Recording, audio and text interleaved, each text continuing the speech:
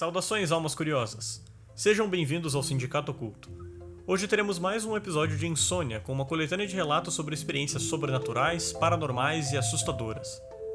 Se você quiser enviar o seu relato, basta encaminhar por e-mail sindicatoocultohistorias@gmail.com, que também vai estar no comentário fixado. Lembrando que os relatos enviados são adaptados para o formato do vídeo, mas não alteramos nenhum dos fatos relatados por quem enviou. Não se esqueça de deixar o seu gostei, comentar o que você achou desses relatos, compartilhar e se inscrever para não perder os próximos vídeos. Sem mais delongas, ajuste o volume do seu fone e aproveite o vídeo.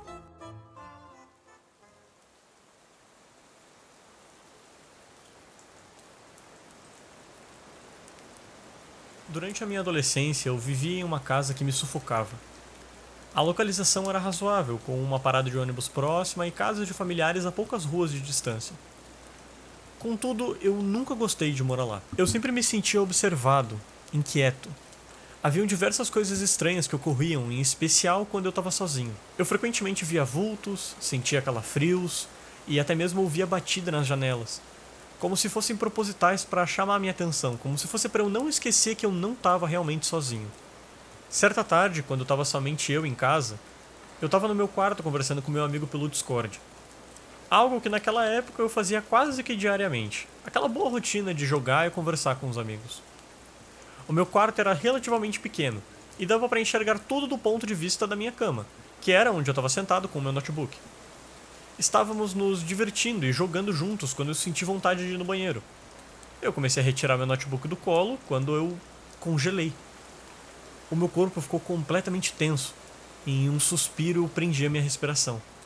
Meu corpo inteiro se arrepiou e os meus olhos, que estavam já lacrimejando, fixaram na beira da cama, na direção onde estariam os meus pés se eu tivesse deitado. Foi onde eu vi aquilo. Eu vi um vulto. Mais especificamente um par de olhos profundos e vazios me encarando, e uma mão magra, apoiada, em cima da minha cama, que rapidamente foram descendo para fora do meu campo de visão. Eu fiquei parado ali por alguns segundos, quando eu ouvi meu amigo me perguntando o que tinha acontecido. Eu logo voltei a respirar, explicando para ele que eu vi alguma coisa no final da minha cama. Muito assustado, eu conectei a ligação pelo meu celular e a minha câmera, para ter companhia enquanto eu lentamente descia da minha cama pelo canto direito. Eu olhei para o fim da minha cama e até debaixo dela, mas aquilo já não estava mais lá. Foi uma sensação bizarra e assustadora. Era de tarde, havia bastante luz do sol entrando pela janela. Não havia como eu ter tido algum episódio estranho de pareidolia por conta do escuro ou algo parecido. Me convenci de que eu apenas devo ter alucinado com aquilo. Provavelmente pela tensão que tinha naquela casa, e mesmo lá no fundo sentindo que não era verdade, eu decidi me forçar a pensar assim pelo bem da minha saúde mental. Ainda assim eu devo admitir que eu estava bem assustado pela experiência, o que me levou a seguir na ligação pelo celular até o banheiro.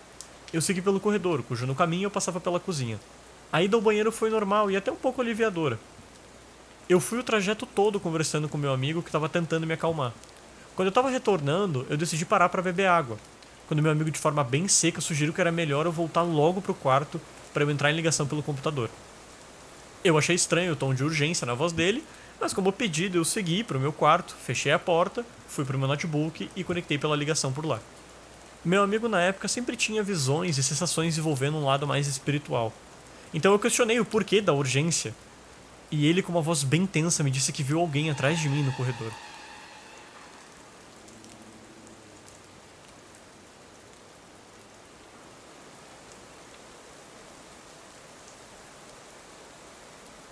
Quando eu era mais novo, na época em que meus avós ainda eram vivos, minha família costumava se reunir na casa deles para festejar as datas comemorativas. Todos íamos para lá, tios, tias, primos e até amigos e conhecidos da família. A casa dos meus avós era dividida com a casa da minha tia, com ela morando no andar de cima. Para ter acesso à casa da minha tia era necessário subir a escada que ficava no térreo da casa. Quando criança, eu sempre tive medo de subir sozinho as escadas para a casa da minha tia, por conta da má iluminação e o ar claustrofóbico das escadas. Certa vez, em uma festa de Natal, eu e meus primos estávamos brincando de pegar e esconder, uma variação de esconde-esconde, onde quem vai sendo achado vai se juntando a quem procura. Naturalmente, eu saí correndo para me esconder. Meus primos já tinham pego todos os lugares bons na casa da minha avó, o que me deixou sem muitas opções. Eu estava com mau pressentimento, mas decidi me esconder na casa da minha tia. Eu segui para as escadas quando vi minha prima mais nova sentada no meio das escadas com um semblante triste. Confuso, eu perguntei se ela não ia se esconder, mas ela ignorou. Perguntei se ela estava bem ou se queria que eu chamasse a mãe dela e nada. Ela não me respondeu e nem se mexeu. Achei que ela apenas havia desistido de brincar e naturalmente eu fui me esconder. Eventualmente eu fui achado muito rápido, porque eu era particularmente muito ruim nesse tipo de brincadeira. Ajudei a procurar todo mundo junto do pega da vez até eventualmente acharmos a minha prima mais nova junto de outra prima da mesma idade que a minha. Eu fiquei feliz quando vi que ela estava brincando com o resto e perguntei por que ela estava triste antes. Mas ela disse que não estava triste e me perguntou antes quando. Eu questionei sobre ela ter ficado sozinha na escada e, para minha surpresa, ela disse que não tinha ido para a direção da casa da minha tia. A história dela foi confirmada pela minha outra prima, que se escondeu com ela a brincadeira inteira. Eu me arrepio apenas de lembrar e até hoje eu me pergunto: quem que estava sentado na escada da minha tia?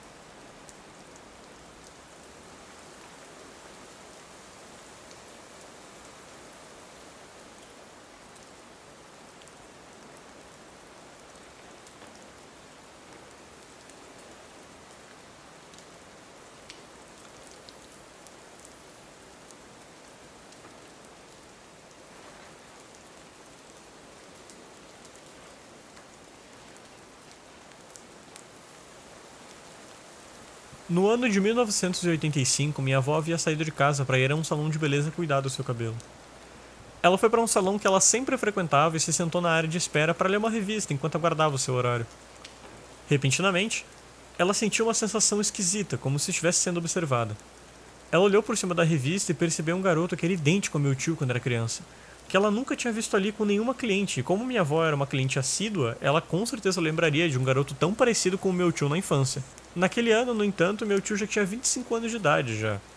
O menino sorriu e acenou para ela, e a minha avó acenou de volta e mandou um beijo como forma de gentileza e de brincar com o garoto. Ela voltou a ler a revista, mas a semelhança do garoto com o meu tio estava tirando a concentração dela.